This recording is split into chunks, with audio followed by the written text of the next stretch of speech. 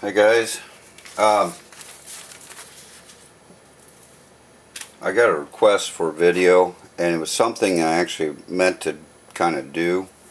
On the last video that I did on AC, we started the AC class, and we'll be coming up here the next day or two doing another video, part 2 of that. But anyway, I started out with the definition of RMS, and which is an integration problem, the integral. It's a definite integral because it had limits on it, and I went through the steps of solving that integral, and then showed you that on a regular sine wave that it comes out to 1 over square root of 2, or 0.707 of the peak voltage. Well, I had meant to kind of explain what an integral was in a real small way, just a very quick summary, and I didn't get to it. Be frankly honest with you, I forgot to. That's how come I always got to remember to kind of write down a little bit of notes or something. To I get talking about so many different things, and then I lose track. Anyway, we're going to kind of do a dedicated video to that. I was requested to kind of explain it. Now, this is not a calculus class or even an instructional video as far as calculus goes. This is more just an FYI of what an integral is, and we're going to look at the opposite of it, the inverse, the derivative, just a little bit. But before I get to both of these, when you get into algebra, higher levels of algebra, and you get into calculus, a term gets started being thrown around called name the function. A lot of times it'll be like the function of x or function of something. And so I want to define function first, or explain it. And basically, if you was, in algebra you might see a problem, say something like y equals x squared. Kind of straightforward and just a simple math problem. And if you was actually to plot this, basically you'd start giving values to, on a graph, you'd put values into x. It can be anything, but you can say like x equals 1. Well, 1 squared would equal 1, so y would equal 1. And if x equals 2, then 2 squared is 4, and y would equal 4, and so on. Now, that's all fine and dandy, but there's another way of writing this. I can take the y out, and I can put an f, and we say that's function of x, or f of x is x squared. So a function basically is just another name or something that deals with x. It's just, a function is just that. It's a function of x. The function of x here is x squared. It can be the function of x is just x. You can have the function of x equal be sine of x, or cosine of x. Oops. Or it can be the natural log of x, or e to the x, whatever. So don't let the term really be a problem. You can actually substitute y in there if you want to graph it. So getting to that, the first thing we're going to look at and kind of define is the derivative, because you need to have a basis for the integral. Generally, if you take a calculus class, that's what you would go through first, is the derivative. You'd understand it and work with it, and then move on to the integral. So now, in the definition of it, first of all, let's show some notation we need to go through. Now, we said that this is a function of x.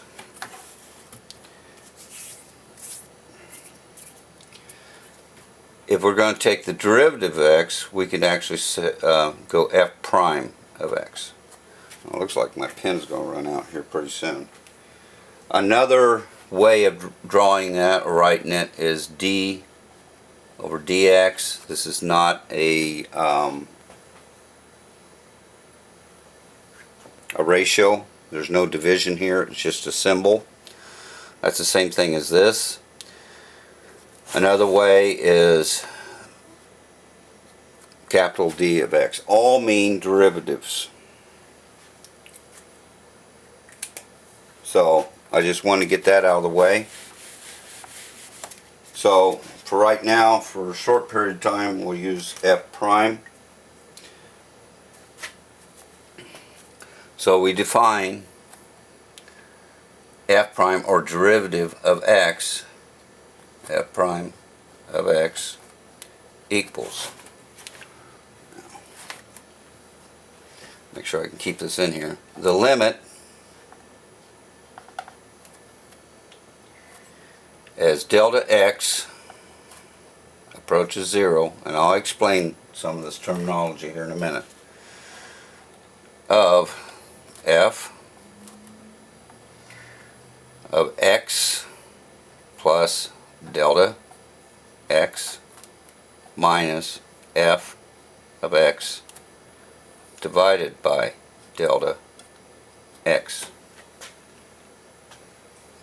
Now, terminology. I'm not going to get deep into limits. That's, it would take a couple videos to go through limits, at least. But basically, limit is a operation where I set bounds, and in this case I'm setting the bound of, I'm taking this delta x, I'm going to look at this here as I approach 0 delta x. In other words, take delta x to 0. Now, as it sits right now at 0, if I had to let delta x be 0, this would be undefined. You cannot have it's undefined for division by 0. So, but if we use a limit, then we can actually work the problem out. Now, what's delta x? Delta x just means, delta sign just means change in x. X is changing. It can have a certain number of values. X is going from 1 to 3. What's the change? Well, the delta x would be 2. 1 minus 3 is 2. In this case, it's just an open variable of delta x. But that's actually the definition of the derivative of x. So, how does that work? Well, let's kind of work through a problem, just to get some curiosity here, or just look at it, and then we'll kind of set some things. So if I got a function here, f of x, which it can be y equals 3x squared plus 12. Just some sort of arbitrary thing there. Hopefully you can see that. Just a little bit. Kind of scoot it over. So anyway, this is our function. Now we know, and I'll come over here, that f prime of x equals the limit as we take delta x approaching 0 of f of x plus delta x minus f of x over delta x. Okay. Now, if I want to take the derivative, or f prime of this, d over dx, big capital D of x, whichever way you want to use, they all mean the same thing, the derivative. But if I want to take the derivative of this, then basically this is going to fit in here where the function is. So the f prime of this will equal the limit as delta x approaches 0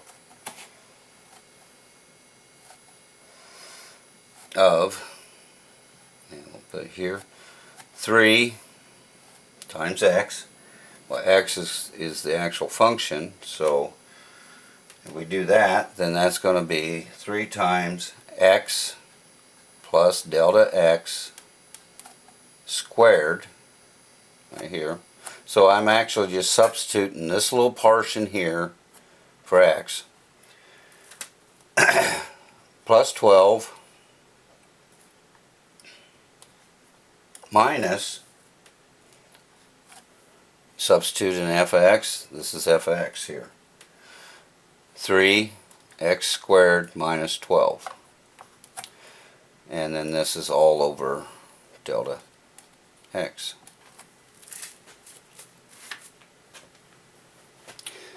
So now that equals the limit as delta x approaches 0 of 3x squared. We're just going to get rid of the parentheses and stuff here. So it'll be 3x squared plus 6x delta x plus 3 delta x squared plus 12 minus 3x squared. Oh, this should be plus. Minus 12 all over delta x. So basically all I did was I did this operation here, brought it down to get rid of the parentheses, then multiplied 3 onto that, bring my 12 down, did the operation here. This is like negative 1 times everything inside here, so then I get a negative 3x and negative 12. Now if we actually look, 3x squared minus 3x squared cancel. That's just 0. And then 12 plus 12 minus 12 is 0, so those cancel. So then we can simplify this.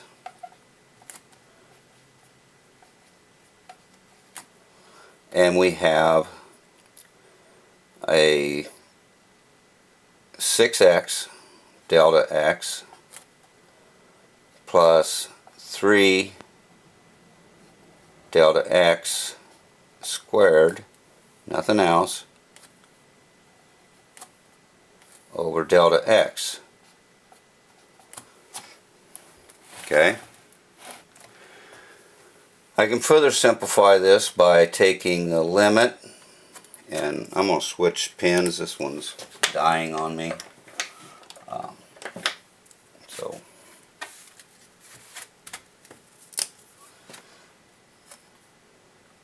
limit delta x. What I'm going to do is, this is delta x squared and this is delta x, so there's one delta x common to both of these. I'm going to pull it out.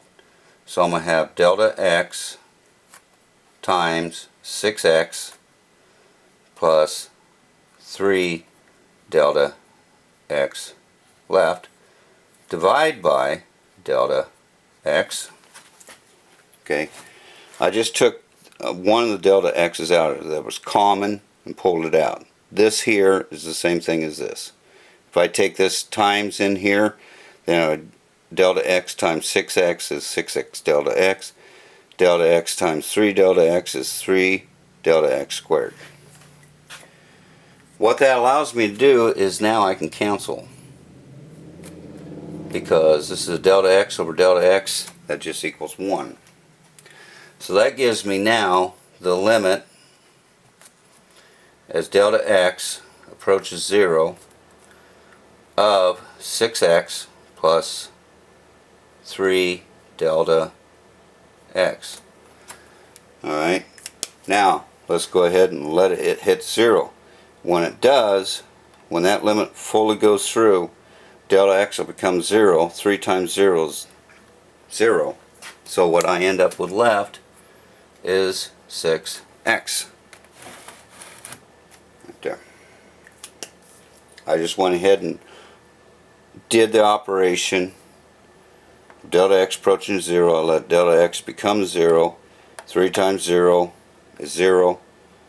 The only thing we have left is 6x. Now we'll do, from this and looking at this, we're going to do something. We're going to throw out some definitions, and just some simple definitions here about derivatives, and we'll see how this fits in. So I'll just come over here, we'll just kind of draw a line. So if I have a function that is f of x equals just some arbitrary constant, any number can equal 1, 2, 10, minus 5 million, whatever. Constant, just a constant. Constant means it's a number of some sort. If I have that, then f prime, which is my derivative, the derivative of x will equal 0. There's nothing about x here on a constant. So when you take the derivative, it just equals 0.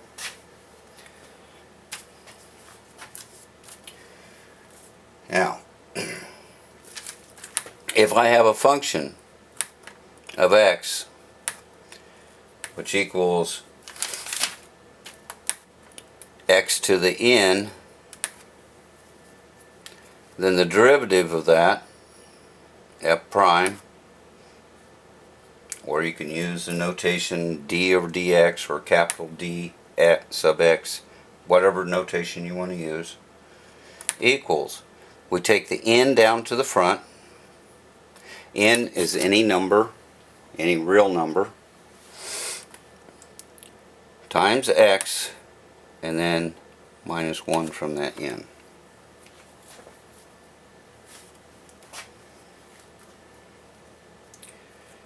Just from that, let's look at something here.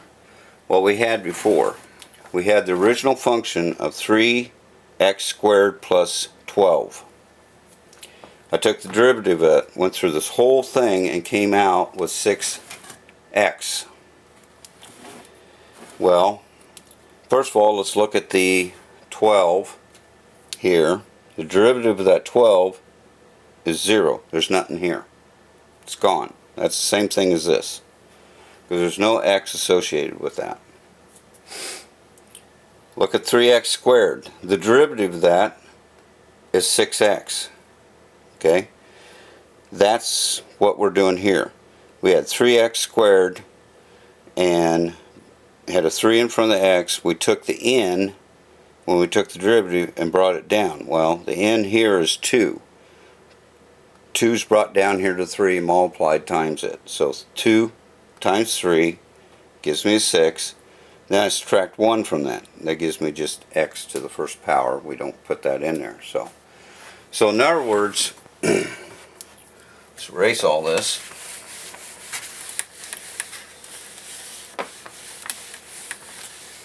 by using a couple of those little simple rules, and there's a whole bunch more, but in a nutshell, that's what they are.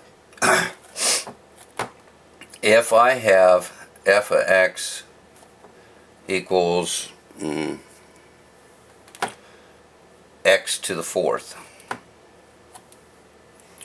and we can go ahead and take it plus 6 just to think. Then if I take the derivative of it, f prime, following the rule that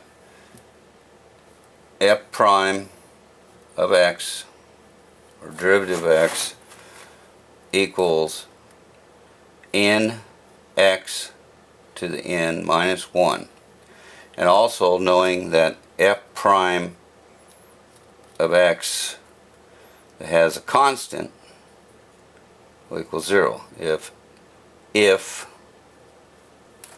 f of x equals a constant. So we have a constant here, and we got x to the fourth. So let's look at the x to the fourth doing this. F prime of x, we bring n down as it stands, 4. So we'll have 4x, then we subtract 1 from that. 1 subtract 4 gives us 3. F prime of 6, 6 is a constant, it's 0, so we plus 0, or just write it out, 4x cubed.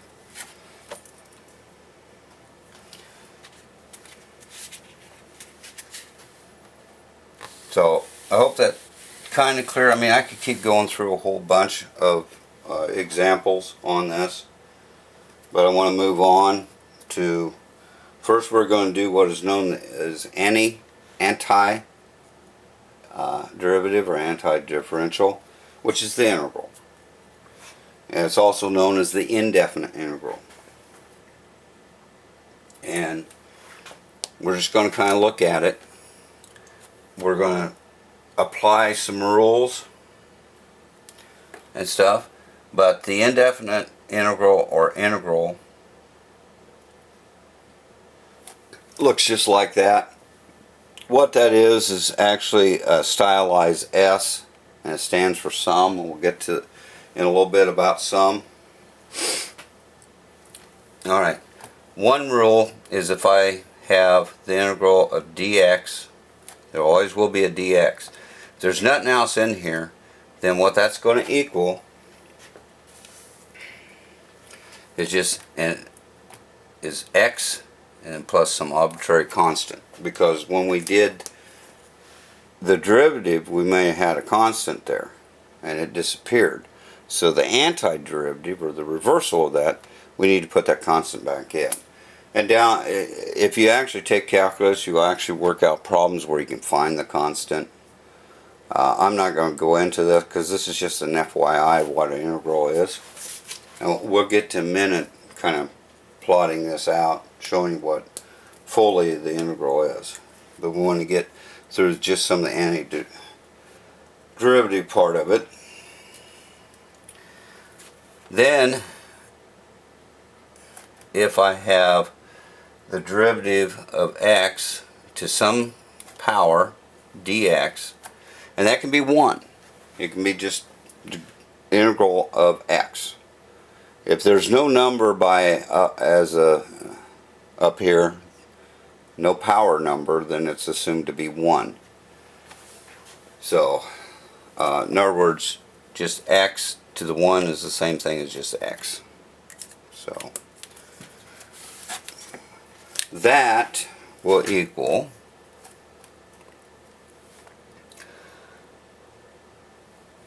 basically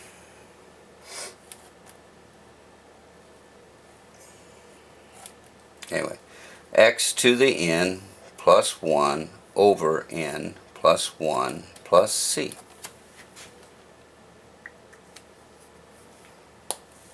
Now why is that? Let's do an example. Let's say we got the integral of, well, let's just say x dx.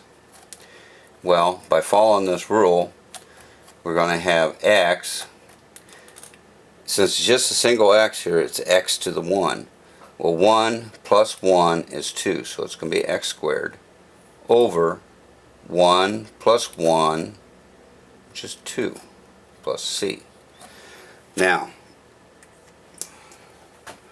let's look at that. Let's take x squared and do the derivative of it. So if I got f of x equals x squared, then f prime of x, the derivative of x, will equal 2x.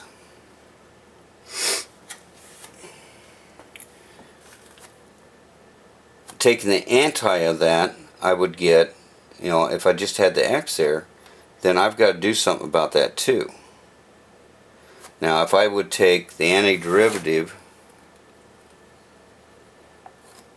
of 2x dx and following this rule up here, then that equals x, which will be a 2 here, 2x squared, because n, here's a 1 here, 1 plus 1 is 2, n plus 1, over 1 plus 1, again, is 2. Those cancel out and gives me x squared. But if there was no 2 here, then I've got to get the 1/2 in here.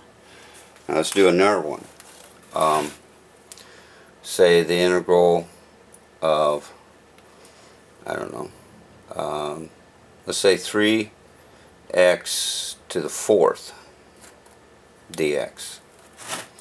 That's going to equal, again, we go back here, the 3, nothing changes with it. We just leave it there. It's 3 times this.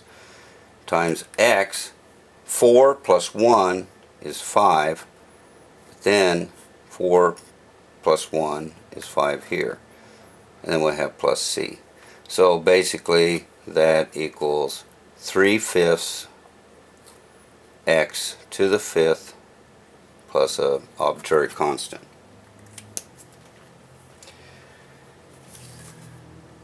Basically, in a nutshell, that is antiderivative, or just the integral, indefinite integral. Now we'll move on to, real quickly, to the definite integral. What you saw me do, or on that RMS, was I had an integral that had, well, it had a t and a 0 here, but it can be a, b, whatever, but it had numbers there. That's a definite integral, because we have a definite numbers that we're going to go to. These are limits that the integral will be over. Now, what is the integral? Well, if I have, kind of graph out thing here, a curve, some arbitrary curve, this is x, this is y. What the integral is the area underneath the curve. All this area. It's a measure of that area. Be any curve. It can be any squiggly line. So, basically, how do you measure that? Well, the way we do it, and the way the integral does it, is it starts off with some rectangles. So we're just going to draw in just a couple of them here.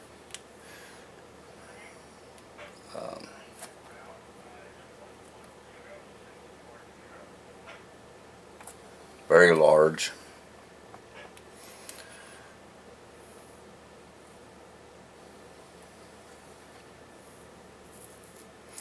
And basically, and these would just fill in here, you would take the area all rectangles that you could fit underneath this curve, or as close as possible, add them all together to get the area. Well, and that's fine, except for the slight little problem that depending on the size of your rectangles, they don't ever completely fit here. We've got this area right here that's outside the curve. We got this area here that's inside the curve that's not being used or not being figured. So we get some, it's not accurate.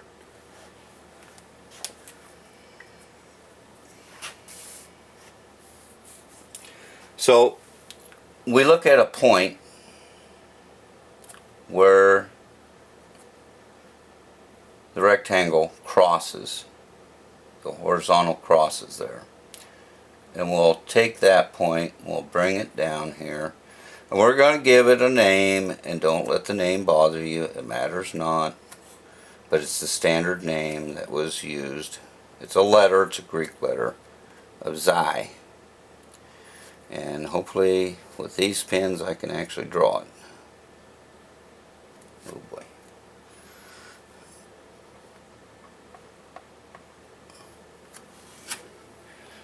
It's a kind of a weird looking E. It's called Xi. And we'll call this here X1, this X2, X3, and so forth. And there'd be another Xi here, it'd be Xi2 and Xi3 and everything. Now that seems like, gosh, what are you talking about, Greek letters and all that stuff? Well, it comes from a definition that we're going to use for the integral called the Riemann sum.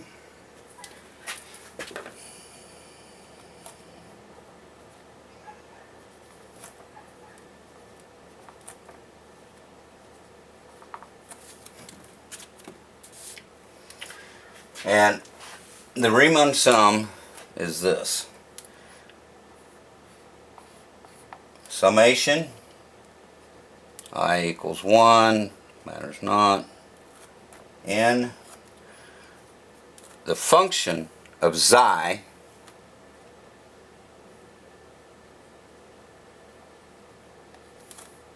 which I to the I delta x. Delta x is just x2 or x3 minus x2 or x2 minus x1. I'm not going to get into summations, but basically what it means is I take whatever this function is and I plug it in. Remember the function is just something. It's it could be like x squared, whatever. Okay, but I would plug it in, and depending on what n is, will be the number of times that I keep adding it together and adjusting it. Alright, this is just a definition.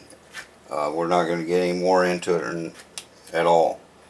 But basically what's going on here, the area of the curve, the definition of a area equals, and this is the definition of a definite integral, a to b equals, of f of x dx will equal, and hopefully I got enough room to draw this in here. Alright, limit as n approaches infinity. N is just the number of times we actually add this function together, so that you can have a definite number like 5, so you would take whatever this function is, work it out, and add it together 5 times. N could be 100, you could add it together 100 times, whatever. Well, here we're going to let that go to infinity of the Riemann sum. I is 1. In other words, we're just starting out at 1. In function of xi I delta x. Okay. What does that actually mean? What that means is the function of xi delta x is actually just figuring is this rectangle, the area of the rectangle. And what we're doing here, we're going to add these rectangles together. But the limit as we take into infinity is how many of these rectangles we fit in here underneath this curve. We're going to take it to an infinite number of rectangles. In other words, so large it's you can't give it a number. Infinity is just a mindlessly large number. So, and what that basically means happens is this width has to get smaller and smaller and smaller, and it actually approaches 0. So that instead of having like a big rectangle like that, we're going to get down to like little lines. These will be our rectangles, but even they have too much width and they're not dead accurate. And if we blew them up, we'd still see this discrepancy here. We're just going to keep making these rectangles smaller, smaller, smaller until they're infinitely narrow, infinitely small in width. That way we approach getting to a point where the area of the rectangles actually equals the real area underneath the curve. That's all that means. Now that we got the definition out of the way and what that is, the definite integral, and really an integral, is the area under a curve. So how do you use it? Well, you use it the same way what we've just been doing. Except in this case, we can actually put numbers into it. So let's say we got a function of x equals x. Just x. And we're going to take the integral of that, definite integral. And we're going to go 1 to 2 of this. So it'll be x dx.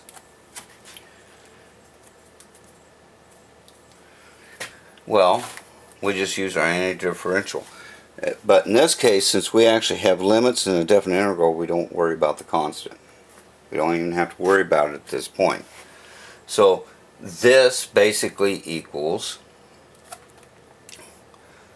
x to the first. So we have it equals x squared n plus 1 over 2 n plus 1. Now we got to put these in here, and generally the way you do that is just either bracket or just a straight line, and you have 2. Please write 1. Now that's good, but how do I take that further? Well, then basically all we do is we plug the numbers in. This is a 2. It's going to screw it. So we put the 2 in. We start off with the top number and subtract the bottom number. So 2, we make x 2, so 2 squared is 4 over 2 minus 1 squared over 2, which is 1/2, which equals 3 halves. And that's all there is to it. Now we could get really sophisticated algebra in here, and in all actuality the hardest thing with calculus, the most difficult thing with calculus, is going to be the algebra. It's going to be whatever this function is. You can have a function of fx basically being x squared plus y squared. that becomes a lot more difficult to do the integration. Or I can have, say, x to the square root of x plus 1. X times the square root of x plus 1. Or various different functions.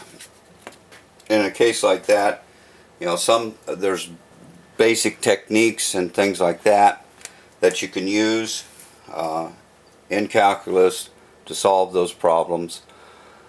If you're ever wanting to take calculus, any junior college should have calculus classes. At least teach the first year calculus. If you ever want to take calculus, I will tell you right now, make sure your algebra is not only complete, but is very fresh in your mind, and you did good in algebra. If you're older, you haven't had math for a while, it would be advantageous to take all their algebra classes first to get refreshers in algebra and trig before you take calculus. Otherwise, you're going to get lost in here, and then once you start getting lost, because it's the algebra, not the calculus, once you get lost, then you're in trouble, and you'll never get caught up. So you want to make sure you have a good, solid foundation in algebra first before you go into calculus. Calculus, basically, we have the integral of x. Well, that's just x squared over 2. No big deal. It could be x squared or whatever. You just n plus 1 over n plus 1. So the x to the n plus 1 over n plus 1, and you've done it. That's it. That's all there is to it. The derivative is just the opposite of that. So, although you will learn the stuff that I showed. So, now let me show you something else. There are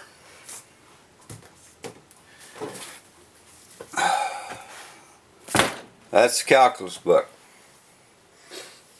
And actually that's a newer version of what I had when I was in school. I had the second, I think, edition. It was either the first or second. Not much difference, a little differences in some of the examples and the front here. I can't remember now what was on it. Mine burned up in a house fire, and I actually found this years and years ago and stuff, so I bought it because it was the same thing. But that's calculus book. That's called, first year calculus. But in these, there we go, we have tables. And the derivative table of derivatives here. Let me kind of come up and zoom in on that.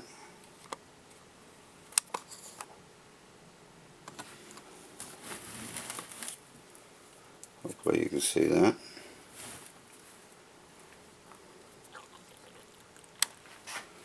So here's the one I showed you, and they're using a capital D, so same thing as f prime, and they're using u as opposed to x, but u to the n is n u minus n minus 1. So, but you can go through them. There's a whole bunch of them there, and then below that, and for the rest, is the table of integrals. That's just a few of them. Let me kind of back out just a little bit. Starting here and going all the way down there, coming over here, and on through.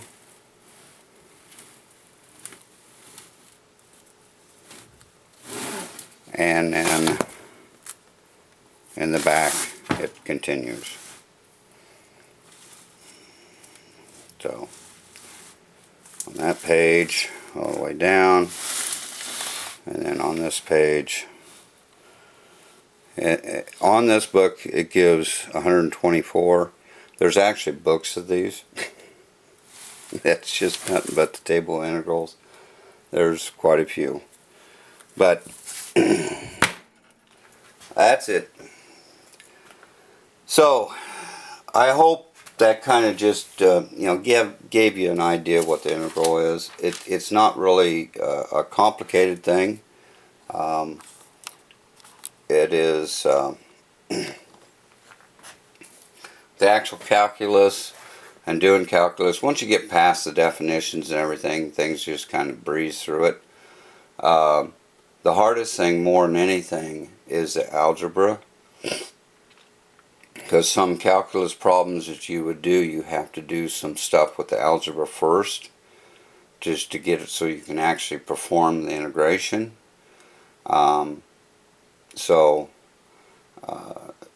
If you're not good with the algebra, then that's where you run into problems. Beyond that, the calculus is actually quite simple. So I think that's about it. Other than I'll just kind of say a couple things to you. Everybody knows what acceleration is, or at least you've heard the term. You've heard, like, gravity of the earth has a certain amount of acceleration. And then, you have an accelerator pedal in your car and stuff. Well, the interesting thing about that is if I take the derivative of acceleration, I get velocity. And velocity, okay, the two terms, acceleration and velocity, both are what they call vector terms. Velocity is nothing but speed, but it gives also direction. So, say like I was telling you, I'm driving my car down the highway at 60 miles an hour. If I am actually going to give you a velocity, then I'm going to tell you I'm doing 60 miles an hour north, or northerly direction, or due north, or whatever. But I'm giving a direction as well as a speed. Speed is just a number, the 60 mile an hour. So anyway, acceleration, if I take the derivative of it, I get velocity. If I take the derivative of the velocity, I get speed. So just kind of a little thing, a little tidbit of information there. And then of course I can actually do the antiderivative or integral and go from speed to velocity and then again to acceleration. So just a little tidbit of information there. So anyway, I hope this doesn't produce more questions than it answers any. This is not intended to be a calculus class. In fact, I have no real super intentions of doing that because it would take a considerable amount of video time and be a lot of videos, and we'd have to probably do a lot of algebra basis first and stuff. So thanks again for watching. If you like the video, give it a big thumbs up. If you're new to my channel or you just ran across this video, please subscribe to my channel. I not only do stuff like this, but I do electronic theory, basically tube theory. I restore old radios, old TVs, old test equipment. So I do videos on a lot of different things that deal with vintage electronics. So again, thanks for watching. Everybody have a happy 4th of July. I'll see you guys on the next video.